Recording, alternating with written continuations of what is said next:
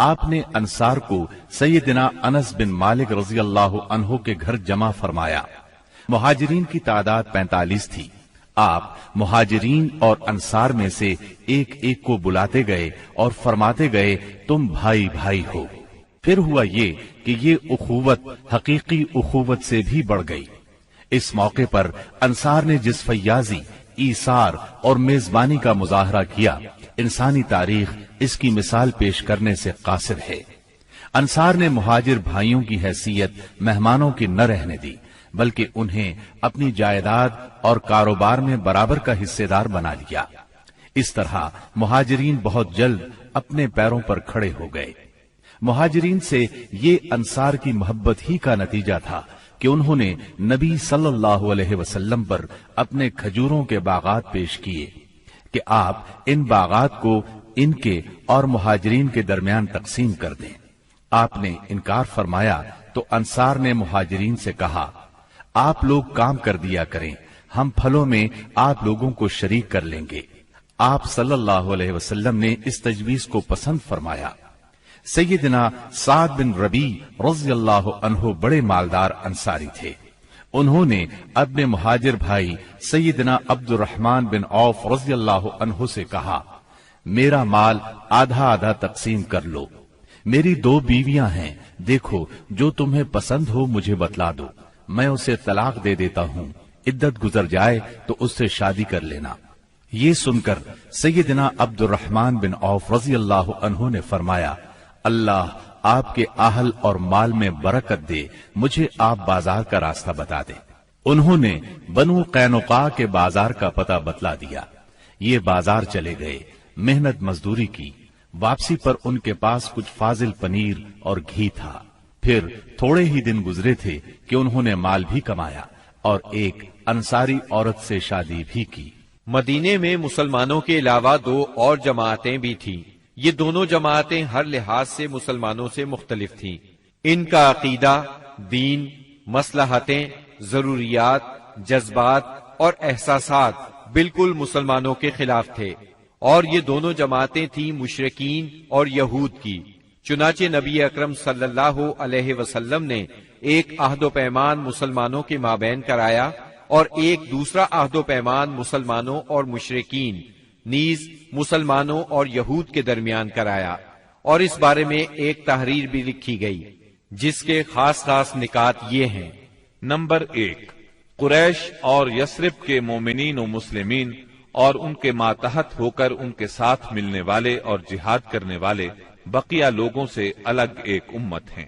Number 2، ان کی دیت کی ادائیگی اور قیدی کی رہائی اہل ایمان کے درمیان سابق دستور کے مطابق ہوگی، اور یہ فدیے اور دیت میں اہل ایمان کی مدد کریں گے۔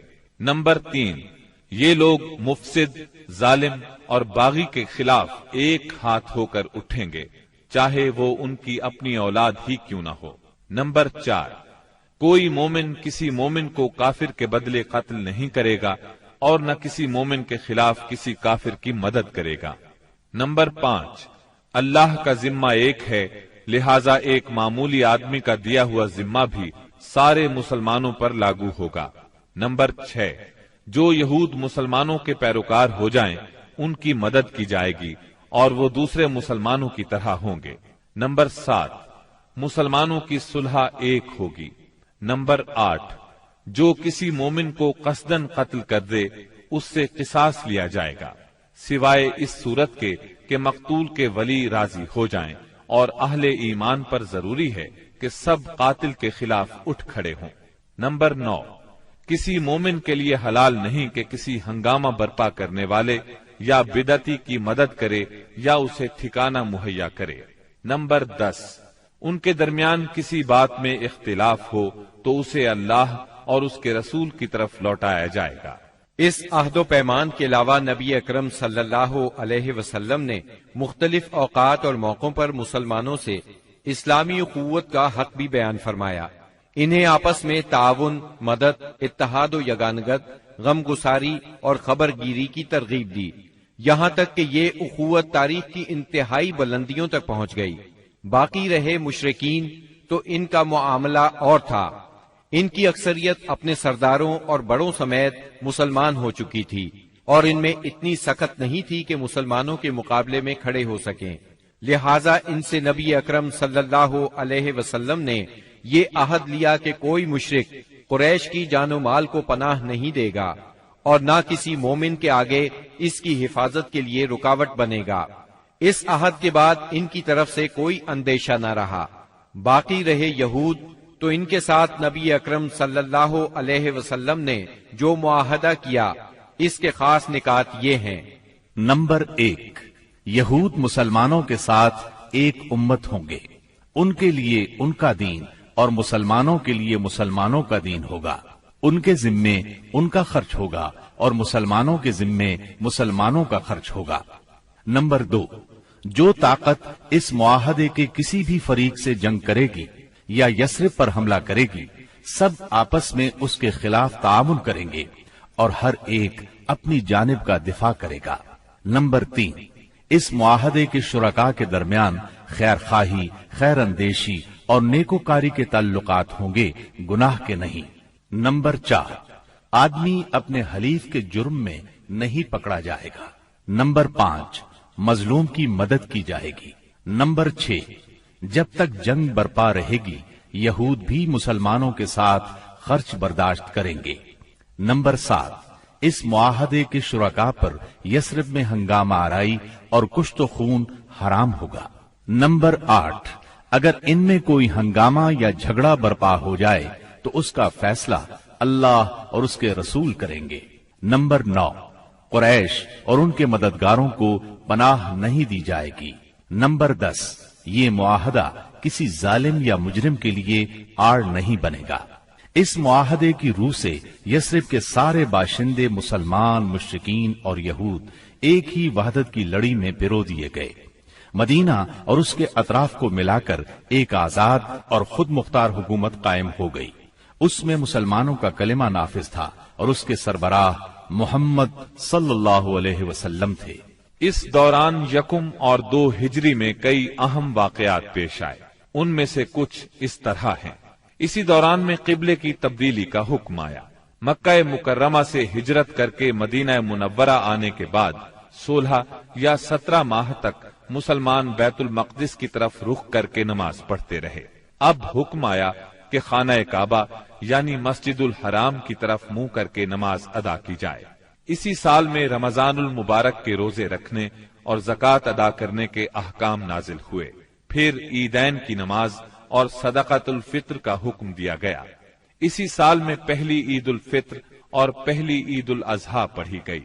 اسی سال نبی کریم صلی اللہ علیہ وسلم نے اپنی پیاری بیٹی سیدہ فاطمہ رضی اللہ عنہا کی شادی سیدنا علی رضی اللہ عنہ سے کی۔ سب سے بڑھ کر یہ کہ اسی سال میں مسلمانوں پر حکم الہی سے جہاد فرض کیا گیا اور مسلمانوں کو اپنے دفاع کا حق دیا گیا۔ مکہ معظمہ میں صرف تبلیغ کا حکم تھا، اب اپنے تحفظ میں تلوار اٹھانے کا حکم آ گیا۔ چنانچہ سریوں اور غزوات کا آغاز ہوا۔ جن جنگوں میں آپ نے کسی صحابی کو امیر لشکر بنا کر بھیجا وہ سریہ کہلاتی ہے، اور جن جنگی مارکوں میں آپ خود امیر لشکر ہوئے وہ غزوہ کہلاتے ہیں۔ تاریخ اسلام میں غزوات کی تعداد 21 سے لے کر 27 تک بیان کی جاتی ہے، جبکہ سریوں کی تعداد اس سے کہیں زیادہ ہے۔ اس سال کے دوران کئی غزوات ہوئے، لیکن سب سے مشہور غزوہ بدر ہے۔ نبی کریم صلی اللہ علیہ وسلم جب ہجرت کر کے مدینہ منورہ پہنچے تو ان دنوں مدینے میں ایک نہایت دولت مند اور با اثر شخص عبداللہ بن ابی تھا۔ ہجرت سے پہلے انصار میں اس کا بہت اثر و رسوخ تھا۔ انصار اسے اپنا سردار بنانے والے تھے، بلکہ اس کی تاج پوشی کے لیے ایک تاج بنوا لیا گیا تھا۔ اسی دوران میں آپ صلی اللہ علیہ وسلم ہجرت کر کے مدینہ پہنچے اور انصار کے دونوں قبائل نے آپ کے ہاتھ پر بیعت کر لی، اور میثاق مدینہ کے ذریعے سے یہودیوں نے بھی آپ کی قیادت کو تسلیم کر لیا۔ اس سے عبداللہ بن ابی کی سرداری کے منصوبے دھرے کے دھرے رہ گئے۔ اس بنا پر اس نے آپ کی مخالفت پر کمر باندھ دی۔ ادھر مشرکین مکہ جو اسلام، مسلمانوں اور رسول اللہ صلی اللہ علیہ وسلم کی دشمنی میں جل بھن رہے تھے، انہوں نے عبداللہ بن ابی کو ایک دھمکی آمیز خط تحریر کیا۔ اس خط میں انہوں نے 2 ٹوک الفاظ میں لکھا، آپ لوگوں نے ہمارے صاحب کو پناہ دے رکھی ہے، اس لیے ہم اللہ کی قسم کھا کر کہتے ہیں یا تو آپ لوگ اس سے لڑائی کریں یا اسے نکال دیں، یا پھر ہم اپنی پوری جمعیت کے ساتھ آپ لوگوں پر چڑھائی کر کے آپ کے سارے جنگجوؤں کو قتل کر دیں گے اور آپ کی عورتوں کی حرمت پامال کر دیں گے۔ جب یہ خط عبداللہ بن ابی اور اس کے ساتھیوں کو ملا تو وہ رسول اللہ صلی اللہ علیہ وسلم سے جنگ کے لیے تیار ہو گئے۔ نبی اکرم صلی اللہ علیہ وسلم کو اس کی خبر ہوئی تو آپ ان کے پاس تشریف لے گئے اور فرمایا، قریش کی دھمکی تم لوگوں پر بہت گہرا اثر کر گئی ہے۔ تم خود اپنے آپ کو جتنا نقصان پہنچا دینا چاہتے ہو، قریش تمہیں اس سے زیادہ نقصان نہیں پہنچا سکتے۔ تم اپنے بیٹوں اور بھائیوں سے خود ہی لڑنا چاہتے ہو۔ نبی اکرم صلی اللہ علیہ وسلم کی یہ بات سن کر لوگ بکھر گئے۔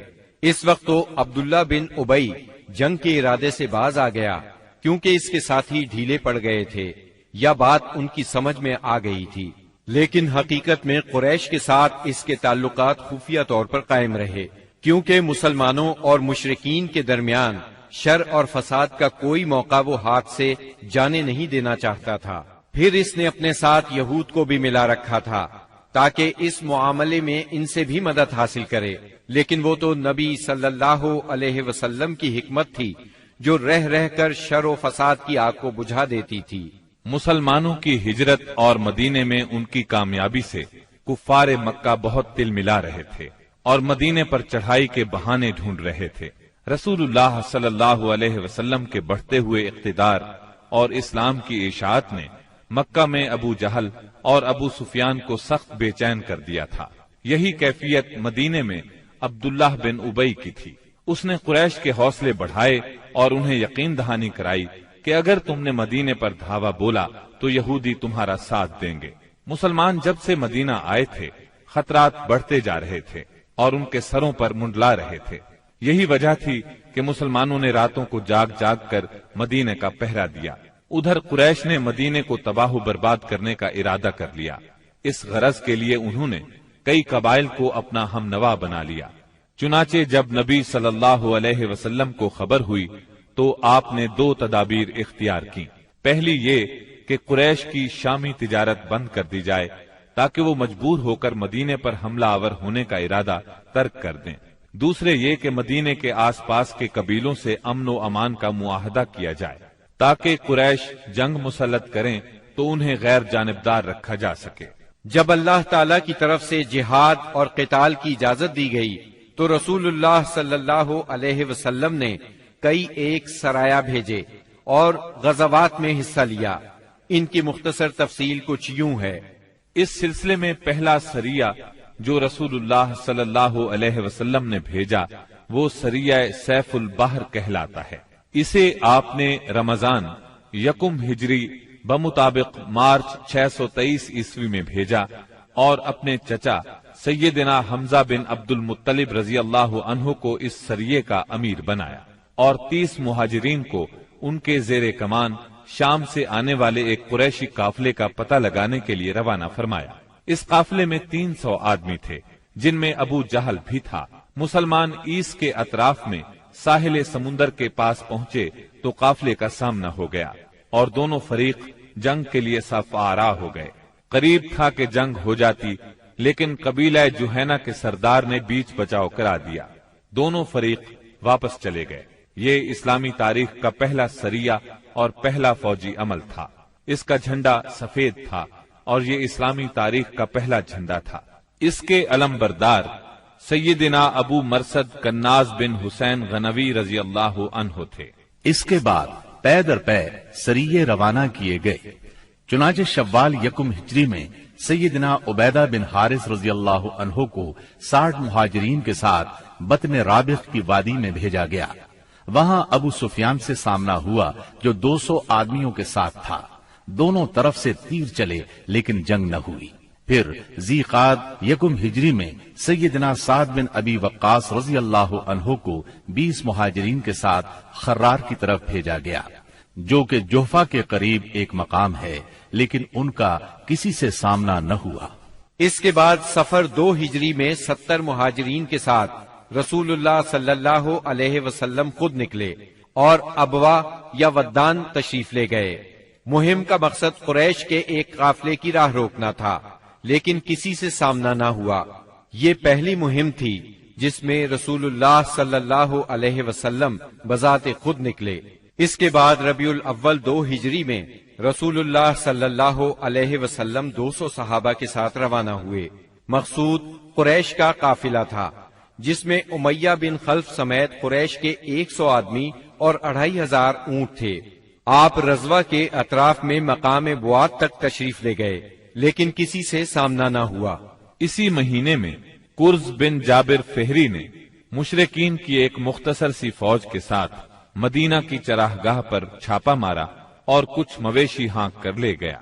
रसूलुल्लाह सल्लल्लाहु अलैहि वसल्लम ने 70 सहाबा के हमराह उसका ताक़ुब किया और बद्र के अतराफ में वाक़े वादिये सफवान तक तशरीफ ले गए, लेकिन कुर्ज निकल भागा। इसी वाक़े को बाज लोग ग़ज़वा-ए बद्र ऊला भी कहते हैं। इसके बाद आप जुमादल ऊला या जुमादल उखरा 2 हिजरी में 150 या 200 मुहाजिरीन के साथ जुल उशैरा तक तशरीफ ले गए। मकसूद कुरैश के एक काफिले को रोकना था जो मुल्क शाम जा रहा था, लेकिन आपके पहुंचने से पहले वो जा चुका था। इस सफर में आपने बनु मुदलिज और उनके हलीफ बनु जमरा से जंग न करने का मुआहदा किया।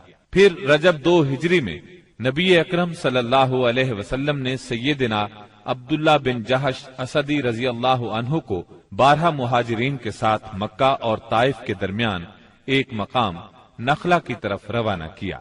मकसद ये था कि वो कुरैश के एक काफिले की खबर लाएं, मगर उन लोगों ने काफिले पर हमला करके अम्र बिन हजरमी को कत्ल और अब्दुल्लाह बिन मुगीरा के बेटे उस्मान और मुगीरा के गुलाम हकीम बिन कैसान को कैद कर लिया और काफिले को हाँक लाए। उनके ऐसा करने पर आप उनसे नाराज हुए, चुनाचे कैदियों को छोड़ दिया गया और मकतूल का खून बहा अदा किया गया। ये वाकया रजब की आखिरी तारीख को पेश आया था, इसलिए मुशरिकीन ने शोर मचाया कि मुसलमानों ने हराम महीने की हुर्मत पामाल कर डाली। इस पर सूरह बकरा की आयत 217 नाजिल हुई।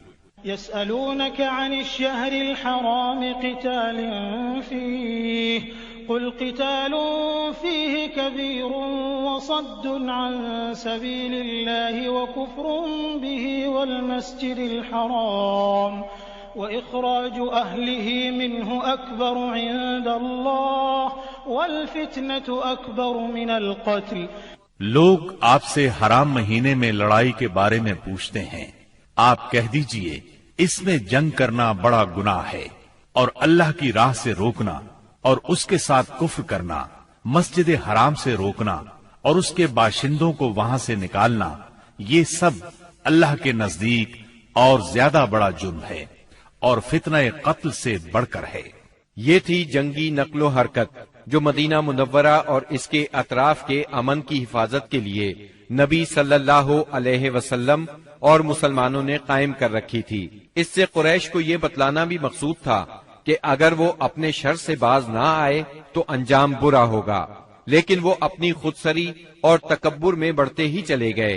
चुनाचे बदर के मैदान में उन्होंने इसकी सजा पा ली और जजा बहरहाल घाटे ही की थी। 17 रमजान 2 हिजरी को ग़ज़वा-ए बद्र हुआ। ये कुरैश और मुसलमानों के दरमियान पहला फैसला कुन मारिका था। इसका सबब ये हुआ कि रसूलुल्लाह सल्लल्लाहु अलैहि वसल्लम जिस काफिले के लिए जुल उशैरा तक तशरीफ ले गए थे और वो बचकर शाम चला गया था, आप सल्लल्लाहु अलैहि वसल्लम उसकी ताक में थे और उसकी खबर लाने के लिए आपने शाम के मकाम हौरा तक तलहा बिन उबैदुल्ला और सईद बिन ज़ैद रज़ियल्लाहु अन्हुमा को भेजा। चुनांचे जैसे ही ये काफिला वहां से गुजरा, उन्होंने फौरन मदीना मुनव्वरा खबर पहुंचाई। इस काफिले में अहले मक्का की बड़ी दौलत थी, यानी 1000 ऊंट, जिन पर कम अज कम 262 किलो सोने की मालियत का सामान था और उसकी हिफाजत के लिए सिर्फ 40 आदमी थे। खबर मिलते ही रसूलुल्लाह सल्लल्लाहु अलैहि वसल्लम ने सहाबाए किराम रज़ियल्लाहु अन्हुम को निकलने की दावत दी ताहम निकलना जरूरी नहीं करार दिया। चुनाचे इस दावत पर 313, 314 या 317 सहाबा ने लब्बैक कहा। इनमें 82 या 83 या फिर 86 मुहाजिरीन थे और बकिया अंसार, और फिर अंसार में से 61 कबीला औस से थे और 170 कबीला खजरज से थे। उन्होंने मुकम्मल तैयारी भी नहीं की थी। सवारी में सिर्फ 2 घोड़े, एक सैयदना जुबैर बिन अव्वाम और दूसरा सैयदना मिक़दाद बिन असवद किंदी के पास था, और 70 ऊंट थे। 8 या 12 रमजानुल मुबारक 2 हिजरी को ये मुख्तसर फौज लेकर रसूलुल्लाह सल्लल्लाहु अलैहि वसल्लम मदीना मुनव्वरा से निकले तो बद्र मंजिल मकसूद थी। ये मदीना मुनव्वरा के जुनूब मगरिब में 155 किलोमीटर के फासले पर वाक़े है। इसे हर तरफ से बुलंद पहाड़ों ने घेर रखा है। ज्यादा हिस्सा रेतला है। साहिल समंदर यहाँ से करीबन 10 मील के फासले पर है। यहाँ पानी का एक चश्मा है और इर्द गिर्द बागात मौजूद हैं। इस काफिले के सालार अबू सुफियान थे, जो बहुत होशियार और चौकन्ने आदमी थे। हर आने जाने वाले से मुसलमानों की नक्लो हरकत के बारे में मालूम करते रहते थे। अभी वो बद्र से काफी दूर थे कि उन्हें मुसलमानों के निकलने का इल्म हो गया। चुनाचे उन्होंने फौरन काफिले का रुख मगरिब की तरफ फेर कर साहिल का रास्ता पकड़ लिया और बद्र का रास्ता मुकम्मल तौर पर छोड़ दिया। साथ ही जमजम बिन अम्र गिफारी को उजरत देकर मक्का भेजा कि जिस कदर जल्द मुमकिन हो उन्हें मुसलमानों के निकलने की इत्तिला दे दें।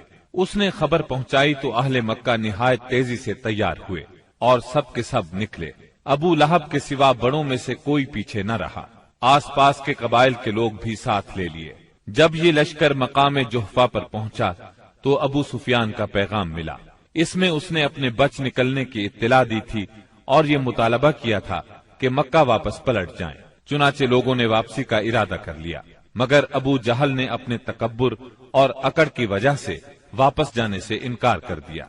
कुरैश की फौज में 1000 आदमी थे, जिनके पास 100 घोड़े और 600 जिरें थी और ऊंट कसरत से थे।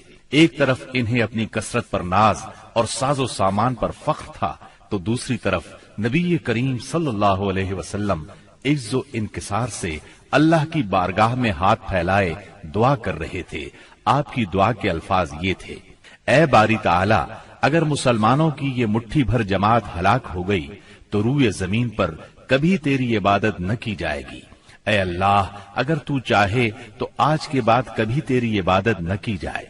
आपने खूब तजर्रो और खुलूस से दुआ की, यहाँ तक कि आपकी चादर आपके कंधों से गिर गई। सैयदना अबू बकर रज़ी अल्लाहु अन्हु ने चादर दुरुस्त की और अर्ज किया, ऐ अल्लाह के रसूल, बस करें। आपने अपने रब से जी भर के दुआ फरमा ली। दोनों लश्कर आमने सामने आए तो सबसे पहले मुशरिकीन में से बेहतरीन सालार उतबा, शैबा और वलीद बिन उतबा मैदान में निकले। उतबा और शैबा रबिया के बेटे थे। उन्होंने ललकार कर कहा, आओ तुम में से कौन हमारे मुकाबले पर आता है। मुकाबले के लिए अंसार के 3 जवान निकले, एक औफ, दूसरे मुअव्विस। ये दोनों हारिस के बेटे थे, तीसरे अब्दुल्ला बिन रवाहा रज़ी अल्लाहु अन्हुम। कुरैशियों ने कहा, तुम कौन लोग हो? उन्होंने कहा, हम अंसार की एक जमात हैं। कुरैशियों ने कहा, आप लोग शरीफ मद्दे मुकाबिल हैं, लेकिन हमें आपसे सरोकार नहीं।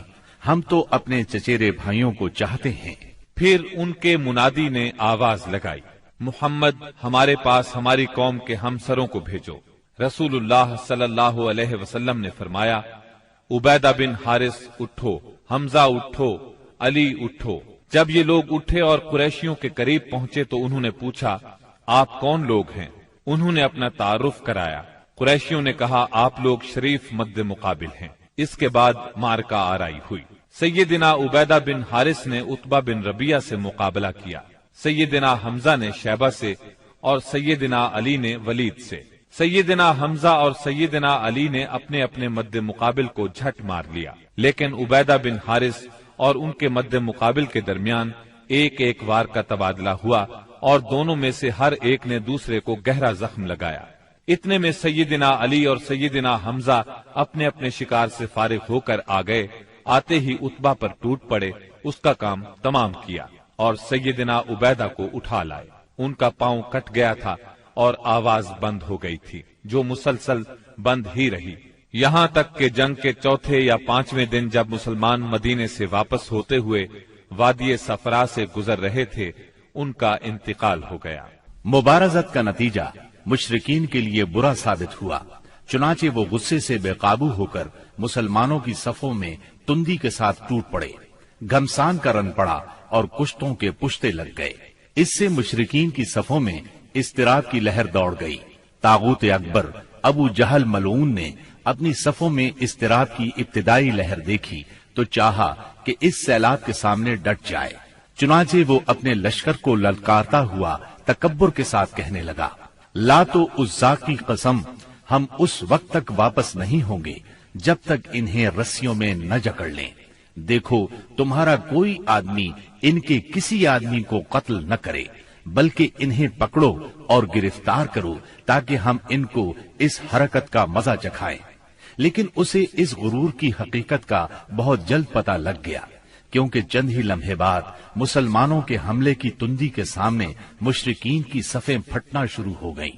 البتہ ابو جہل اب بھی اپنے گرد مشرکین کا ایک غول لیے جمع ہوا تھا۔ اس غول نے ابو جہل کے چاروں طرف تلواروں کی باڑھ اور نیزوں کا ایک جنگل قائم کر رکھا تھا، لیکن غیرت مند مسلمانوں کے اسلامی ہجوم کی آندھی نے اس باڑھ کو بھی بکھیر دیا اور اس جنگل کو بھی اکھیڑ دیا۔ اس کے بعد یہ طاغوت اکبر دکھائی پڑا۔ مسلمانوں نے دیکھا کہ وہ ایک گھوڑے پر چکر کاٹ رہا ہے، ادھر اس کی موت دو انصاری جوانوں کے ہاتھوں اس کا خون چوسنے کی منتظر تھی۔ طاغوت اکبر ابو جہل کے قتل کا عبرتناک واقعہ بیان کرتے ہوئے عبد الرحمن بن عوف رضی اللہ عنہ فرماتے ہیں کہ میں جنگ بدر کے روز صف کے اندر تھا کہ اچانک مڑا تو کیا دیکھتا ہوں کہ دائیں بائیں دو نو عمر جوان ہیں، گویا ان کی موجودگی سے میں حیران ہو گیا کہ اتنے میں ایک نے اپنے ساتھی سے چھپا کر مجھ سے کہا، چچا جان مجھے ابو جہل کو دکھلا دیجیے۔ میں نے کہا، بھتیجے تم اسے کیا کرو گے؟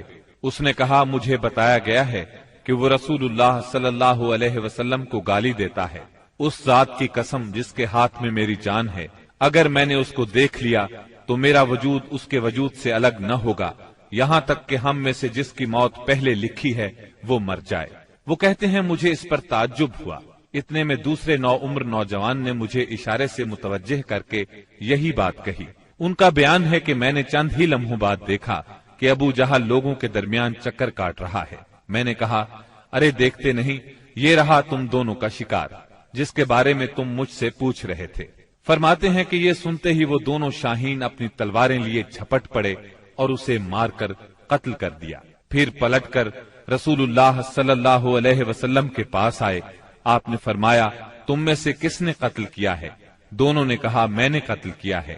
آپ نے دونوں کی تلواریں دیکھیں اور فرمایا، تم دونوں نے قتل کیا ہے، البتہ ابو جہل کا سامان معاذ بن عمرو بن جموح کو دیا۔ دونوں حملہ آوروں کا نام معاذ بن عمرو بن جموح اور معاذ بن افرا ہے۔ سیرت نگار ابن اسحاق کا بیان ہے کہ معاذ بن عمرو بن جموح نے کہا کہ میں نے مشرکین کو سنا وہ ابو جہل کے بارے میں کہہ رہے تھے، ابو الحکم تک کسی کی رسائی نہ ہو۔ معاذ بن عمرو کہتے ہیں کہ جب میں نے یہ بات سنی تو اسے اپنے نشانے پر لے لیا اور اس کی سمت جمع رہا۔ جب گنجائش ملی تو میں نے حملہ کر دیا اور ایسی ضرب لگائی کہ اس کا پاؤں نصف پنڈلی سے اڑ گیا۔ واللہ جس وقت یہ پاؤں اڑا ہے تو میں اس کی تشبیہ صرف اس گٹھلی سے دے سکتا ہوں جو موصل کی مار پڑنے پر جھٹک کر اڑ جائے۔ کہتے ہیں کہ ادھر میں نے ابو جہل کو مارا اور ادھر اس کے بیٹے اکرما نے میرے کندھے پر تلوار چلائی، جس سے میرا ہاتھ کٹ کر میرے بازو کے چمڑے سے لٹک گیا اور لڑائی میں مخل ہونے لگا۔ میں اسے اپنے ساتھ گھسیٹتے ہوئے سارا دن لڑا، لیکن جب وہ مجھے اذیت پہنچانے لگا تو میں نے اس پر اپنا پاؤں رکھا اور اسے زور سے کھینچ کر الگ کر دیا۔ اس کے بعد ابو جہل کے پاس معوذ بن افرا پہنچے، وہ زخمی تھا۔ انہوں نے اسے ایسی ضرب لگائی کہ وہ وہیں ڈھیر ہو گیا، صرف سانس آتی جاتی رہی۔ اس کے بعد معوذ بن افرا خود بھی لڑتے ہوئے شہید ہو گئے۔ جب معرکہ ختم ہو گیا تو رسول اللہ صلی اللہ علیہ وسلم نے فرمایا، کون ہے جو دیکھے کہ ابو جہل کا انجام کیا ہوا۔ اس پر صحابہ کرام اس کی تلاش میں بکھر گئے۔ عبداللہ بن مسعود رضی اللہ عنہ نے اسے اس حالت میں پایا کہ ابھی سانس آ جا رہی تھی۔ انہوں نے اس کی گردن پر پاؤں رکھا اور سر کاٹنے کے لیے داڑھی پکڑی اور فرمایا، او اللہ کے دشمن، آخر اللہ نے تجھے رسوا کیا نا؟ اس نے کہا، مجھے کاہے کو رسوا کیا؟ کیا جس شخص کو تم لوگوں نے قتل کیا ہے اس سے بھی بلند پایا کوئی آدمی ہے؟ یا جس کو تم لوگوں نے قتل کیا اس سے بھی کوئی اوپر آدمی ہے؟ پھر بولا، کاش مجھے کسانوں کی بجائے کسی اور نے قتل کیا ہوتا۔ اس کے بعد کہنے لگا، مجھے بتاؤ فتح کس کی ہوئی؟ عبداللہ بن مسعود رضی اللہ عنہ نے فرمایا، اللہ اور اس کے رسول صلی اللہ علیہ وسلم کی۔ اس کے بعد عبداللہ بن مسعود رضی اللہ عنہ سے، جو اس کی گردن پر پاؤں رکھ چکے تھے، کہنے لگا، او بکری کے چرواہے، تو بڑی اونچی اور مشکل جگہ پر چڑھ گیا۔ واضح رہے کہ عبداللہ بن مسعود رضی اللہ عنہ مکے میں بکریاں چرایا کرتے تھے۔ اس گفتگو کے بعد عبداللہ بن مسعود رضی اللہ عنہ نے اس کا سر کاٹ لیا اور رسول اللہ صلی اللہ علیہ وسلم کی خدمت میں لا کر حاضر کرتے ہوئے عرض کیا، یا رسول اللہ صلی اللہ علیہ وسلم، یہ رہا اللہ کے دشمن ابو جہل کا سر۔ آپ نے 3 بار فرمایا، واقعی اس اللہ کی قسم جس کے سوا کوئی معبود نہیں۔ اس کے بعد فرمایا، اللہ اکبر، الحمد للہ الذی صدق وعدہ ونصر عبدہ وہزم الاحزاب وحدہ۔ اللہ اکبر، تمام حمد اللہ کے لیے ہے جس نے اپنا وعدہ سچ کر دکھایا، اپنے بندے کی مدد فرمائی اور تنہا سارے گروہوں کو شکست دی۔ پھر فرمایا، چلو مجھے اس کی لاش دکھاؤ۔ جب آپ صلی اللہ علیہ وسلم کو لاش دکھائی گئی تو آپ نے فرمایا، یہ اس امت کا فرعون ہے۔ معاذ بن عمرو اور معوذ بن افرا کے ایمان افروز کارناموں کا ذکر ہو چکا ہے۔ حقیقت یہ ہے کہ اس معرکے میں قدم قدم پر ایمان کے ایسے تابناک نقوش پیش آئے جن میں عقیدت کی قوت اور اصول کی پختگی نمایاں اور جلوہ گر تھی۔ اس معرکے میں باپ اور بیٹے میں، بھائی اور بھائی میں صف آرائی ہوئی، اصولوں کے اختلاف پر تلواریں بے نیام ہوئیں اور مظلوم و مقہور نے ظالم و قاہر سے ٹکرا کر اپنے غصے کی آگ بجھائی۔ ابن عباس رضی اللہ عنہ سے روایت ہے کہ نبی صلی اللہ علیہ وسلم نے صحابہ کرام سے فرمایا، مجھے معلوم ہے کہ بنو ہاشم وغیرہ کے کچھ لوگ زبردستی میدان جنگ میں لائے گئے ہیں، انہیں ہماری جنگ سے کوئی سروکار نہیں ہے، لہذا بنو ہاشم کا کوئی آدمی کسی کی زد میں آ جائے تو وہ قتل نہ کرے، اور ابو البختری بن ہشام کسی کی زد میں آ جائے تو وہ اسے قتل نہ کرے، اور عباس بن عبد المطلب کسی کی زد میں آ جائے تو وہ بھی انہیں قتل نہ کرے، کیونکہ وہ بالجبر لائے گئے ہیں۔ اس پر عتبہ کے صاحبزادے ابو حذیفہ رضی اللہ عنہ نے کہا، کیا ہم اپنے باپ بیٹوں، بھائیوں اور کنبے قبیلے کے لوگوں کو قتل کریں گے اور عباس کو چھوڑ دیں گے؟ اللہ کی قسم، اگر اس سے میری مٹ بھیڑ ہو گئی تو میں اسے تلوار کی لگام پہنا دوں گا۔ یہ خبر رسول اللہ صلی اللہ علیہ وسلم کو پہنچی تو آپ نے عمر بن خطاب رضی اللہ عنہ سے فرمایا، کیا رسول اللہ صلی اللہ علیہ وسلم کے چچا کے چہرے پر تلوار ماری جائے گی؟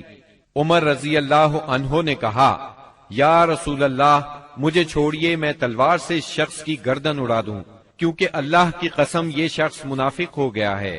بعد میں ابو حذیفہ رضی اللہ عنہ کہا کرتے تھے، اس دن میں نے جو بات کہہ دی تھی اس کی وجہ سے مجھے برابر خوف لگا رہتا ہے، صرف یہی صورت ہے کہ میری شہادت اس کا کفارہ بن جائے، اور بالآخر وہ یمامہ کی جنگ میں شہید ہو ہی گئے۔ ابو البختری کو قتل کرنے سے اس لیے منع کیا گیا تھا کہ مکے میں یہ شخص سب سے زیادہ رسول اللہ صلی اللہ علیہ وسلم کی ایذا رسانی سے اپنا ہاتھ روکے ہوئے تھا، آپ کو کسی قسم کی تکلیف نہ پہنچاتا تھا اور نہ اس کی طرف سے کوئی ناگوار بات سننے میں آتی تھی، اور یہ ان لوگوں میں سے تھا جنہوں نے بنی ہاشم اور بنی مطلب کے بائیکاٹ کا صحیفہ چاک کیا تھا۔ لیکن ان سب کے باوجود ابو البختری کو قتل کر دیا گیا۔ ہوا یہ کہ مجزر بن زیاد سے اس کی مد بھیڑ ہو گئی، اس کے ساتھ اس کا ایک اور ساتھی بھی تھا، دونوں ساتھ ساتھ لڑ رہے تھے۔ مجزر نے کہا، ابو البختری، رسول اللہ صلی اللہ علیہ وسلم نے ہمیں آپ کو قتل کرنے سے منع کیا ہے۔ اس نے کہا، اور میرا ساتھی؟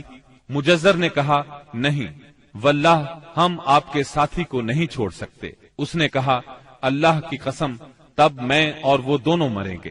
اس کے بعد دونوں نے لڑائی شروع کر دی۔ مجزر نے مجبوراً اسے بھی قتل کر دیا۔ مکے کے اندر جاہلیت کے زمانے سے عبد الرحمن بن عوف رضی اللہ عنہ اور امیہ بن خلف میں باہم دوستی تھی۔ جنگ بدر کے روز امیہ اپنے لڑکے علی کا ہاتھ پکڑے کھڑا تھا کہ اتنے میں ادھر سے عبد الرحمن بن عوف کا گزر ہوا۔ وہ دشمن سے کچھ زرہیں چھین کر لادے لیے جا رہے تھے۔ امیہ نے انہیں دیکھ کر کہا، کیا تمہیں میری ضرورت ہے؟ میں تمہاری ان زرہوں سے بہتر ہوں۔ آج جیسا منظر تو میں نے دیکھا ہی نہیں۔ کیا تمہیں دودھ کی حاجت نہیں؟ مطلب یہ تھا کہ جو مجھے قید کرے گا میں اسے فدیے میں خوب ددھیل اونٹنیاں دوں گا۔ یہ سن کر عبد الرحمن بن عوف رضی اللہ عنہ نے زرہیں پھینک دی اور دونوں کو گرفتار کر کے آگے بڑھے۔ عبد الرحمن بن عوف رضی اللہ عنہ کہتے ہیں کہ میں امیہ اور اس کے بیٹے کے درمیان چل رہا تھا کہ امیہ نے پوچھا، آپ لوگوں میں کون سا آدمی تھا جو اپنے سینے پر شتر مرغ کا پر لگائے ہوئے تھا؟ میں نے کہا، وہ حمزہ بن عبد المطلب رضی اللہ عنہ تھے۔ امیہ نے کہا، یہی شخص ہے جس نے ہمارے اندر تباہی مچا رکھی تھی۔ سیدنا عبد الرحمن رضی اللہ عنہ کہتے ہیں کہ واللہ میں ان دونوں کو لیے جا رہا تھا کہ اچانک بلال رضی اللہ عنہ نے امیہ کو میرے ساتھ دیکھ لیا تو انہوں نے کہا، او ہو کفار کا سرغنہ امیہ بن خلف، اب یا تو میں بچوں گا یا یہ بچے گا۔ میں نے کہا، اے بلال رضی اللہ عنہ، یہ میرا قیدی ہے۔ انہوں نے کہا، اب یا تو میں رہوں گا یا یہ رہے گا۔ پھر نہایت بلند آواز سے پکارا، اے اللہ کے مددگارو، یہ رہا کفار کا سرغنہ امیہ بن خلف، اب یا تو میں رہوں گا یا یہ رہے گا۔ عبد الرحمن بن عوف رضی اللہ عنہ کہتے ہیں کہ اتنے میں لوگوں نے ہمیں گھیرے میں لے لیا۔ میں ان کا بچاؤ کر رہا تھا مگر ایک آدمی نے تلوار سے اس کے بیٹے کے پاؤں پر ضرب لگائی اور وہ وہیں گر گیا۔ ادھر امیہ نے اتنے زور سے چیخ ماری کہ میں نے ویسی چیخ کبھی سنی ہی نہ تھی۔ میں نے کہا، نکل بھاگو، مگر آج بھاگنے کی گنجائش نہیں۔ اللہ کی قسم میں تمہارے کچھ کام نہیں آ سکتا۔ عبد الرحمن رضی اللہ عنہ فرماتے ہیں کہ لوگوں نے اپنی تلواروں سے ان دونوں کو کاٹ کر ان کا کام تمام کر دیا۔ اس کے بعد عبد الرحمن بن عوف رضی اللہ عنہ کہا کرتے تھے، اللہ بلال رضی اللہ عنہ پر رحم کرے، میری زرہیں بھی گئیں اور میرے قیدی کے بارے میں مجھے تڑپا بھی دیا۔ سیدنا عمر بن خطاب رضی اللہ عنہ نے اپنے ماموں عاص بن ہشام بن مغیرہ کو قتل کیا۔ سیدنا ابو بکر صدیق رضی اللہ عنہ نے اپنے بیٹے عبد الرحمن کو، جو اس وقت مشرکین کے ہمراہ تھے، پکار کر کہا، او خبیث، میرا مال کہاں ہے؟ عبد الرحمن نے جواب میں ایک شعر کہا جس کا ترجمہ یوں ہے، ہتھیار، تیز رو گھوڑے اور اس تلوار کے سوا کچھ باقی نہیں جو بڑھاپے کی گمراہی کا خاتمہ کرتی ہے۔ جس وقت مسلمانوں نے مشرکین کی گرفتاری شروع کی، رسول اللہ صلی اللہ علیہ وسلم چھپر میں تشریف فرما تھے اور سعد بن معاذ رضی اللہ عنہ تلوار حمائل کیے دروازے پر پہرا دے رہے تھے۔ رسول اللہ صلی اللہ علیہ وسلم نے دیکھا کہ سعد رضی اللہ عنہ کے چہرے پر لوگوں کی اس حرکت کا ناگوار اثر پڑ رہا ہے۔ آپ نے فرمایا، اے سعد، ایسا محسوس ہوتا ہے کہ تم کو مسلمانوں کا یہ کام ناگوار ہے۔ انہوں نے کہا، جی ہاں، اللہ کی قسم، اے اللہ کے رسول، یہ اہل شرک کے ساتھ پہلا معرکہ ہے جس کا موقع اللہ نے ہمیں فراہم کیا ہے، اس لیے اہل شرک کو باقی چھوڑنے کی بجائے مجھے یہ بات زیادہ پسند ہے کہ انہیں خوب قتل کیا جائے اور اچھی طرح کچل دیا جائے۔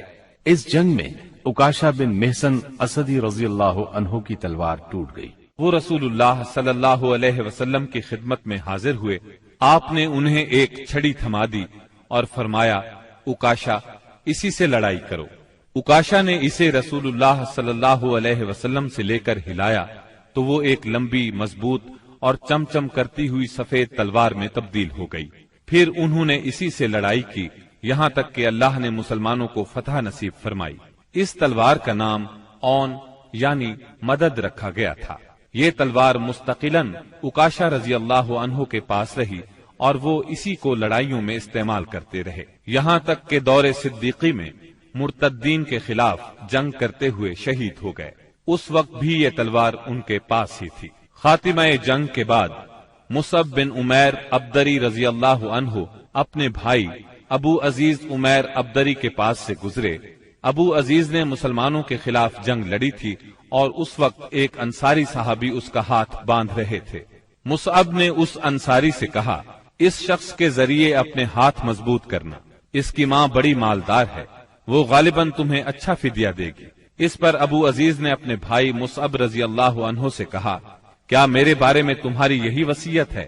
مصعب رضی اللہ عنہ نے فرمایا، ہاں، تمہاری بجائے یہ انصاری میرا بھائی ہے۔ جب مشرکین کی لاشوں کو کنویں میں ڈالنے کا حکم دیا گیا اور عتبہ بن ربیعہ کو کنویں کی طرف گھسیٹ کر لے جایا جانے لگا تو رسول اللہ صلی اللہ علیہ وسلم نے اس کے صاحبزادے ابو حذیفہ رضی اللہ عنہ کے چہرے پر نظر ڈالی، دیکھا تو غمزدہ تھے، چہرہ بدلا ہوا تھا۔ آپ صلی اللہ علیہ وسلم نے فرمایا، ابو حذیفہ، غالباً اپنے والد کے سلسلے میں تمہارے دل کے اندر کچھ احساسات ہیں۔ انہوں نے کہا، نہیں واللہ یا رسول اللہ، میرے اندر میرے باپ کے بارے میں اور ان کے قتل کے بارے میں ذرا بھی لرزش نہیں، البتہ میں اپنے باپ کے متعلق جانتا تھا کہ ان میں سوجھ بوجھ ہے، دور اندیشی اور فضل و کمال ہے، اس لیے میں آس لگائے بیٹھا تھا کہ یہ خوبیاں انہیں اسلام تک پہنچا دیں گی، لیکن اب ان کا انجام دیکھ کر اور اپنی توقع کے خلاف کفر پر ان کا خاتمہ دیکھ کر مجھے افسوس ہے۔ اس پر رسول اللہ صلی اللہ علیہ وسلم نے سیدنا ابو حذیفہ رضی اللہ عنہ کے حق میں دعائے خیر فرمائی اور ان سے بھلی بات کہی۔ آخر کار اسلام نے کفر پر فتح پائی۔ اس غزوہ بدر میں قریش کا سردار ابو جہل بھی مارا گیا۔ یہ وہی ابو جہل تھا جس نے نبی کریم صلی اللہ علیہ وسلم اور مسلمانوں پر ظلم و ستم کے پہاڑ توڑے تھے۔ 70 کافر موت کے گھاٹ اترے، 70 ہی گرفتار ہوئے، باقی دم دبا کر بھاگ نکلے۔ مسلمانوں میں صرف 14 شہید ہوئے، ان میں 6 مہاجر اور 8 انصاری تھے۔ اس جنگ نے اسلام کے دشمنوں کی طاقت کا جنازہ نکال دیا، ان کا بھرم کھل گیا اور ان کا غرور خاک میں مل گیا۔ جب رسول اللہ صلی اللہ علیہ وسلم مدینہ پہنچ چکے تو آپ نے قیدیوں کے بارے میں مشورہ کیا۔ سیدنا ابو بکر نے فدیہ لینے کی رائے دی، جبکہ سیدنا عمر کی رائے یہ تھی کہ انہیں قتل کر دیا جائے۔ انہوں نے فرمایا، میرا قریبی میرے حوالے کریں اور میں اسے قتل کروں۔ عقیل بن ابی طالب سیدنا علی کے حوالے کریں، وہ اس کی گردن کو اڑائیں، یہاں تک کہ اللہ کو معلوم ہو جائے کہ ہمارے دلوں میں مشرکین کے لیے کوئی نرم گوشہ نہیں ہے، اور یہ حضرات مشرکین کے ائمہ اور قائدین ہیں۔ رسول اللہ صلی اللہ علیہ وسلم نے فدیہ لینا طے کیا۔ یہ فدیہ 4000 سے 3000 اور کم از کم 1000 درہم تک تھا، اور ان میں سے جو لکھنا پڑھنا جانتے تھے ان کا فدیہ یہ قرار دیا گیا کہ وہ 10 بچوں کو لکھنا پڑھنا سکھا دیں۔ غزوہ بدر میں قریش کے 70 آدمی مارے گئے، ان میں عتبہ اور ابو جہل جیسے رئیس شامل تھے۔ ابو جہل کے بعد قریش کا سردار ابو سفیان کو بنایا گیا، یہ بنو امیہ سے تھے۔ اس طرح بنو امیہ کے وقار میں اضافہ ہو گیا۔ جمادی الاولی 3 ہجری میں قریش نے اپنا ایک قافلہ عراق کے راستے ملک شام بھیجا۔ یہ راستہ نجد سے ہو کر شام جاتا تھا اور مدینے کے قریب سے نہیں گزرتا تھا۔ اس قافلے کی قیادت صفوان بن امیہ کر رہا تھا۔ رسول اللہ صلی اللہ علیہ وسلم کو اس کا علم ہو گیا۔ آپ نے سیدنا زید بن حارثہ رضی اللہ عنہ کی کمان میں 200 سواروں کا ایک دستہ بھیج دیا۔ قریش کا قافلہ نجد میں قردہ نامی ایک چشمے پر پڑاؤ ڈال رہا تھا کہ سیدنا زید رضی اللہ عنہ نے اس پر حملہ کر دیا۔ نتیجہ یہ ہوا کہ پورا قافلہ ان کے قبضے میں آ گیا، البتہ اس میں جتنے آدمی تھے سب نکل بھاگے۔ صرف قافلے کا رہنما فرات بن حیان گرفتار ہو سکا، اس نے اسلام قبول کر لیا۔ مال غنیمت کی مقدار 1,00,000 درہم تھی۔ اور غزوہ بدر کے بعد قریش کے لیے یہ سب سے زیادہ تکلیف دہ مار تھی۔ غزوہ بدر کے بعد غزوات کے سلسلے میں تیزی آ گئی۔ 3 ہجری میں غزوہ بحران، غزوہ غطفان، غزوہ حمیر الاسد اور غزوہ احد اس سال کامیابی سے لڑے گئے۔ البتہ غزوہ احد واحد غزوہ ہے جس میں مسلمانوں کو بہت تکلیف دہ صورتحال کا سامنا کرنا پڑا۔ اپنی ایک غلطی کی وجہ سے وقتی طور پر شکست کا منہ دیکھنا پڑا۔ بدر میں ذلت آمیز شکست اور قریش کے بڑے بڑے سرداروں کے قتل کے بعد مکہ معظمہ کے ہر گھر میں کوہرام مچ گیا۔ اب قریش کے سردار ابو سفیان تھے۔ ان کی یہ ذمہ داری تھی کہ وہ غزوہ بدر کے مقتولین کا انتقام لیں۔ چنانچہ مشرکین نے بدر سے واپسی پر منت مانی کہ وہ جب تک مسلمانوں سے بدر کا انتقام نہیں لیں گے غسل جنابت نہیں کریں گے۔ ایک روز ابو جہل کا بیٹا اکرمہ مقتولین کے رشتہ داروں کو ساتھ لے کر ابو سفیان کے پاس گیا اور کہا، محمد نے ہماری قوم کو فنا کر دیا ہے، اب ہم نے تہیا کر لیا ہے کہ مسلمانوں کا نام صفحہ ہستی سے حرف غلط کی طرح مٹا کر دم لیں گے۔ اس طرح قریش کے شعلہ فشاں شاعروں نے انتقام کی آگ کو خوب ہوا دی۔ اس طرح سارا عرب گویا آتش فشاں بن گیا۔ ادھر مسلمان بھی یہ بات اچھی طرح جانتے تھے کہ قریش مکہ اپنے 70 سرداروں کا انتقام ضرور لیں گے۔ چنانچہ مسلمان کفار مکہ کی سرگرمیوں سے باخبر رہنے کی پوری کوشش کر رہے تھے۔ شوال 3 ہجری میں رسول اللہ صلی اللہ علیہ وسلم کو اطلاع ملی کہ قریش کا لشکر مدینہ منورہ کی طرف بڑھ رہا ہے اور اس کی تعداد 3000 ہے۔ اس پر آپ نے صحابہ کرام رضی اللہ عنہم سے مشورہ کیا۔ اکثر مہاجرین اور تجربہ کار صحابہ نے مشورہ دیا کہ خواتین کو ایک محلے میں جمع کر دیا جائے اور شہر کے اندر رہ کر مقابلہ کیا جائے۔ عبداللہ بن ابی منافق نے بھی یہی رائے دی، لیکن نوجوان صحابہ کے ایک گروہ نے اس بات پر اصرار کیا کہ شہر سے نکل کر دشمن کا مقابلہ کیا جائے۔ دراصل یہ نوجوان صحابہ کم عمر ہونے کی وجہ سے غزوہ بدر میں شرکت نہیں کر سکے تھے، اس لیے ان پر جوش طاری تھا۔ نبی اکرم صلی اللہ علیہ وسلم گھر تشریف لائے اور زرہ پہن کر باہر تشریف لے گئے۔ اب لوگوں کو ندامت محسوس ہوئی کہ کیوں شہر سے باہر جا کر لڑنے کا مشورہ دیا۔ چنانچہ انہوں نے کہا، اگر آپ پسند فرمائیں تو شہر میں رہ کر دشمن سے مقابلہ کیا جائے۔ جواب میں آپ نے فرمایا، رسول کو زیبا نہیں کہ ہتھیار پہن کر بغیر قتال کے اتار دے۔ چنانچہ آپ 1000 کا لشکر لے کر مدینہ منورہ سے نکلے۔ اس کے بعد نبی صلی اللہ علیہ وسلم نے لشکر کو 3 حصوں میں تقسیم کیا۔ مہاجرین کا دستہ، اس کا پرچم سیدنا مصعب بن عمیر رضی اللہ عنہ کو عطا کیا۔ قبیلہ اوس کا دستہ، اس کا علم اسید بن حزیر رضی اللہ عنہ کو عطا فرمایا۔ تیسرا قبیلہ خزرج کا دستہ، اس کا علم حباب بن منذر رضی اللہ عنہ کو عطا فرمایا۔ پورا لشکر 1000 مردان جنگی پر مشتمل تھا، جن میں 100 زرہ پوش اور 50 شاہ سوار تھے۔ سیدنا ابن ام مکتوم رضی اللہ عنہ کو اس کام پر مقرر فرمایا کہ وہ مدینے کے اندر رہ جانے والے لوگوں کو نماز پڑھائیں گے۔ اس کے بعد کوچ کا اعلان فرمایا اور لشکر نے شمال کا رخ کیا۔ سیدنا سعد بن معاذ اور سعد بن عبادہ رضی اللہ عنہما زرہ پہنے نبی صلی اللہ علیہ وسلم کے آگے آگے چل رہے تھے۔ رات احد اور مدینے کے درمیان بسر کی۔ طلوع فجر سے کچھ پہلے آپ پھر چل پڑے اور مقام شوط پہنچ کر نماز فجر ادا کی۔ اسی جگہ سے عبداللہ بن ابی منافق اپنے 300 ساتھیوں کے ساتھ الگ ہو گیا۔ اس نے یہ کہتے ہوئے مدینہ منورہ کا رخ کیا، آپ نے ہماری رائے کو کوئی اہمیت نہیں دی، اس لیے ہم واپس جاتے ہیں۔ اس بغاوت اور واپسی کے بعد رسول اللہ صلی اللہ علیہ وسلم نے باقی ماندہ لشکر کو لے کر، جس کی تعداد 700 تھی، دشمن کی طرف قدم بڑھایا۔ دشمن کا پڑاؤ آپ کے اور احد کے درمیان کئی سمت سے حائل تھا، اس لیے آپ نے دریافت کیا کہ کوئی آدمی ہے جو ہمیں دشمن کے پاس سے گزرے بغیر کسی قریبی راستے سے لے چلے۔ اس کے جواب میں ابو خیثمہ رضی اللہ عنہ نے عرض کیا، یا رسول اللہ، میں اس خدمت کے لیے حاضر ہوں۔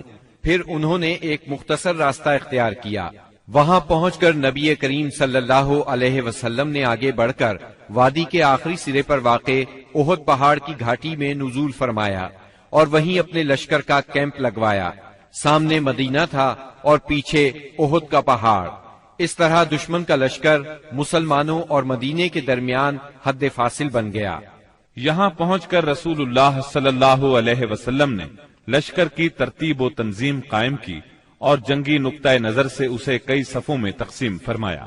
ان کی کمان سیدنا عبداللہ بن جبیر بن نعمان رضی اللہ عنہ کے سپرد کی اور انہیں وادی کنات کے جنوبی کنارے پر واقع ایک چھوٹی سی پہاڑی پر، جو اسلامی لشکر کے کیمپ سے کوئی 150 میٹر جنوب مشرق میں واقع ہے اور اب جبل رومات کے نام سے مشہور ہے، تعینات فرمایا اور انہیں ہدایات دیتے ہوئے فرمایا، اگر تم لوگ دیکھو کہ ہمیں پرندے اچک رہے ہیں تو بھی اپنی جگہ نہ چھوڑنا یہاں تک کہ میں بلا بھیجوں، اور اگر تم دیکھو کہ ہم نے قوم کو شکست دی ہے اور انہیں کچل دیا ہے تو بھی اپنی جگہ نہ چھوڑنا یہاں تک کہ میں بلا بھیجوں۔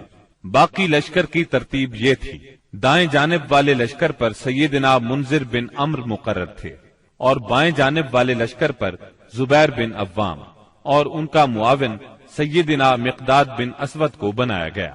سیدنا زبیر کو یہ مہم بھی سونپی گئی کہ وہ خالد بن ولید کے شاہ سواروں کی راہ روکے رکھیں۔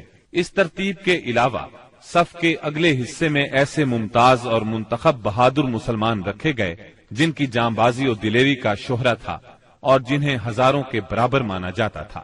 یہ منصوبہ بڑی باریکی اور حکمت پر مبنی تھا، جس سے نبی کریم صلی اللہ علیہ وسلم کی فوجی قیادت کی عبقریت کا پتہ چلتا ہے اور ثابت ہوتا ہے کہ کوئی کمانڈر کیسا ہی بالیاقت کیوں نہ ہو، آپ سے زیادہ باریک اور باحکمت منصوبہ تیار نہیں کر سکتا۔ یہ تھی نبی کریم صلی اللہ علیہ وسلم کی لشکر کی ترتیب و تنظیم، جو 7 شوال 3 ہجری کی صبح عمل میں آئی۔ ادھر مشرکین نے بھی صف بندی ہی کے اصول پر اپنے لشکر کو منظم کیا تھا۔ ان کا سپہ سالار ابو سفیان تھا، جس نے قلب لشکر میں اپنا مرکز بنایا تھا۔ دائیں جانب خالد بن ولید سالار تھے جو ابھی مشرک تھے، اور بائیں جانب کا سالار اکرمہ بن ابو جہل تھا۔ پیدل فوج کی کمان صفوان بن امیہ کے پاس تھی اور تیر اندازوں پر عبداللہ بن ربیہ مقرر ہوئے۔ جھنڈا بنو عبد الدار کی ایک چھوٹی سی جماعت کے ہاتھ میں تھا۔ اس کے بعد دونوں فریق آمنے سامنے اور قریب آ گئے اور لڑائی کا مرحلہ شروع ہو گیا۔ جنگ کے پہلے مرحلے کی ابتدا مشرکین کے علمبردار طلحہ بن ابی طلحہ سے ہوئی۔ اس نے مسلمانوں کو للکارا۔ اس کی للکار سن کر سیدنا زبیر رضی اللہ عنہ فوراً صف سے نکل کر آگے آئے، اس کے مقابل ہوئے، بڑھ کر ایک بھرپور وار کیا۔ طلحہ فوراً ہی جہنم رسید ہو گیا۔ طلحہ کے گرتے ہی جھنڈا اس کے بھائی عثمان نے اٹھا لیا اور مسلمانوں کو مقابلے کے لیے پکارا۔ اب سیدنا حمزہ رضی اللہ عنہ آگے بڑھے اور عثمان کے کندھے پر اس زور سے تلوار ماری کہ کمر تک اتر گئی۔ اس طرح قریش کے 12 علمبردار یکے بعد دیگرے قتل ہوئے۔ پھر عام لڑائی شروع ہوئی۔ گھمسان کی جنگ چھڑ گئی۔ اس میں مسلمانوں کا پلہ بھاری رہا۔ مشرکین شکست کھا کر بھاگ نکلے۔ انہیں جوش دلانے والی عورتیں بھی بھاگ کھڑی ہوئیں۔ مسلمانوں نے مشرکین کو گھیر لیا، انہیں مارنے لگے، ساتھ ساتھ مال غنیمت لوٹنے لگے۔ ایسے میں درے پر موجود 50 تیر اندازوں سے وہ غلطی ہو گئی جس نے لڑائی کا پانسا پلٹ دیا۔ ہوا یوں کہ نبی اکرم صلی اللہ علیہ وسلم نے ان 50 تیر اندازوں کو یہ ہدایت فرمائی تھی کہ اس درے کو کسی حال میں نہ چھوڑنا، لیکن جب مسلمانوں کو کامیابی ہوئی، کافر بھاگنے لگے اور مسلمان انہیں مارنے کاٹنے کے ساتھ ساتھ مال غنیمت بھی لوٹنے لگے، تو انہوں نے بھی درہ چھوڑ دیا اور مال غنیمت لوٹنے کے لیے دوڑ پڑے۔ تیر اندازوں کے سردار سیدنا عبداللہ بن جبیر رضی اللہ عنہ نے انہیں روکنے کی کوشش کی، لیکن وہ مال غنیمت کی طرف متوجہ ہو گئے۔ قریشی فوج میں خالد بن ولید موجود تھے۔ انہیں اللہ نے غضب کی جنگی مہارت عطا کی تھی۔ انہوں نے اپنی مہارت سے فوراً بھانپ لیا کہ موقع بہت اچھا ہے، مسلمانوں پر اس درے کی طرف سے حملہ کر دینا چاہیے۔ چنانچہ انہوں نے اپنے دستے کو ساتھ لیا اور چکر کاٹ کر درے تک پہنچ گئے۔ وہاں سیدنا عبداللہ بن جبیر رضی اللہ عنہ اور ان کے ساتھیوں کو شہید کر کے یہ لوگ پیچھے کی طرف سے مسلمانوں پر ٹوٹ پڑے۔ اس طرح مسلمان دونوں طرف سے گھیرے میں آ گئے۔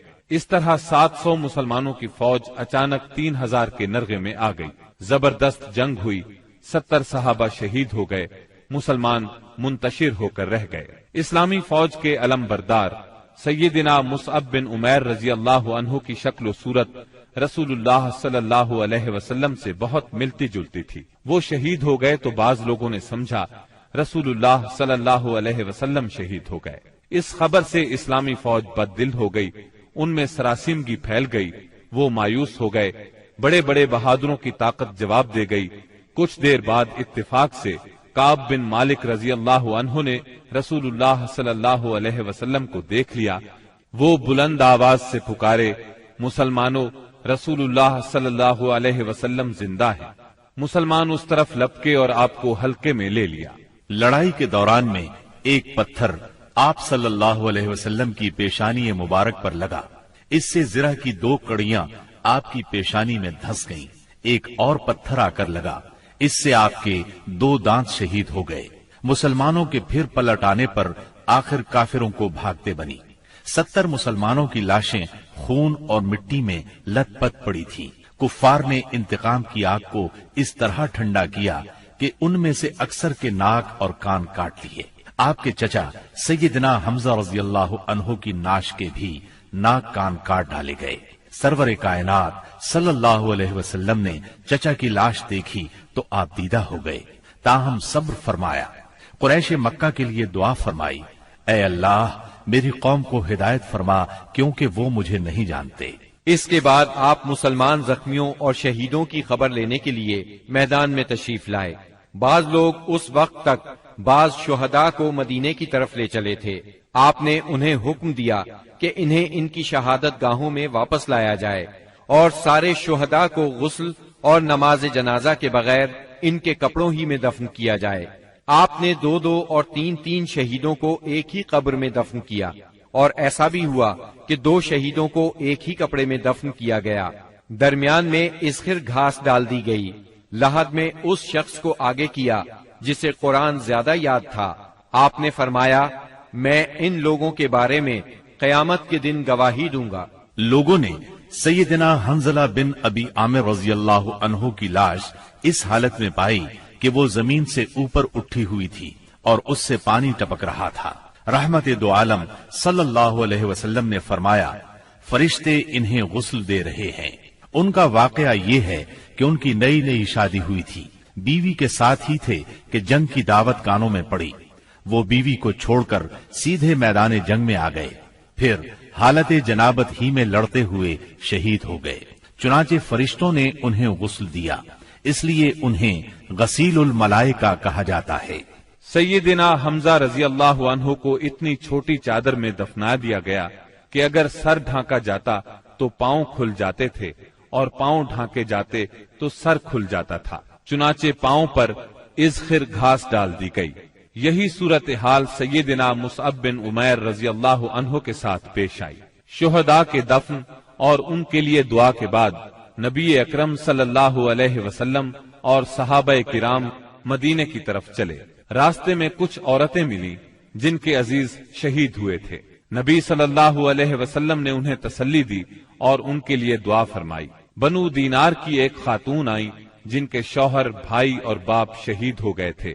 جب انہیں ان کے عزیزوں کی شہادت کی خبر دی گئی تو بولی، رسول اللہ صلی اللہ علیہ وسلم کی کیا خبر ہے؟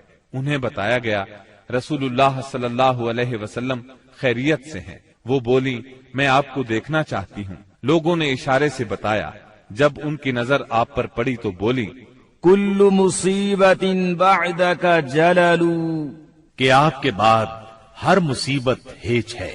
مدینے پہنچ کر مسلمانوں نے ہنگامی حالت میں رات گزاری۔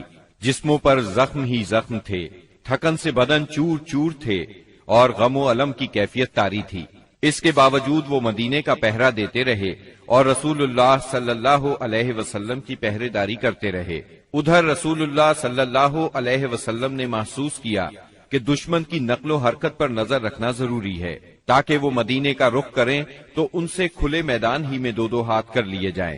چنانچہ صبح ہوئی تو آپ نے اعلان فرمایا دشمن سے مقابلے کے لیے چلنا ہے، اور صرف وہی آدمی جا سکتا ہے جو احد کی لڑائی میں شریک تھا۔ اس پر لوگوں نے کہا ہم نے بات سنی اور مانی۔ چنانچہ سب لوگ مدینہ منورہ سے روانہ ہوئے۔ آپ نے 8 میل دور حمراء الاسد کے مقام پر پہنچ کر پڑاؤ ڈالا۔